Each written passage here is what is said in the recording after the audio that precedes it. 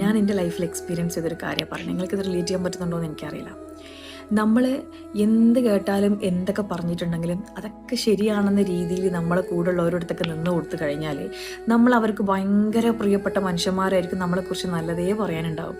നേരെ തിരിച്ച് അവർ പറയുന്ന കാര്യങ്ങളിൽ നമ്മൾക്ക് ഇഷ്ടമില്ലാത്ത എന്തെങ്കിലുമൊക്കെ കാണുമ്പോഴോ കേൾക്കുമ്പോഴോ നമ്മൾ അതിനെതിരെ പ്രതികരിക്കുക, അല്ലെങ്കിൽ നമ്മൾ എന്തെങ്കിലും ഉപദേശിക്കുമ്പോൾ നമ്മൾക്കത് താല്പര്യമില്ലാത്ത രീതിയിൽ നമ്മൾ അവരോട് എതിർത്ത് സംസാരിക്കുക ചെയ്ത് കഴിഞ്ഞാൽ മനസ്സിലാക്കാൻ പറ്റും നമ്മളെ കൂടെയുള്ളവരുടെ സ്വഭാവം എന്താണെന്നുള്ളത്.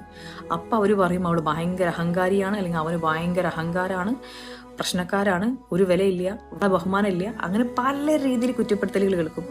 പക്ഷെ അവിടെയൊക്കെ നമ്മൾ മനസ്സിലാക്കേണ്ട ഒരു കാര്യം എന്താണെന്ന് വെച്ചാൽ, നമ്മൾ തിരിച്ചറിയേണ്ട ഒരു കാര്യമാണ് എന്തെന്നറിയോ, നമുക്ക് നമ്മളേ ഉള്ളൂ എന്ന്.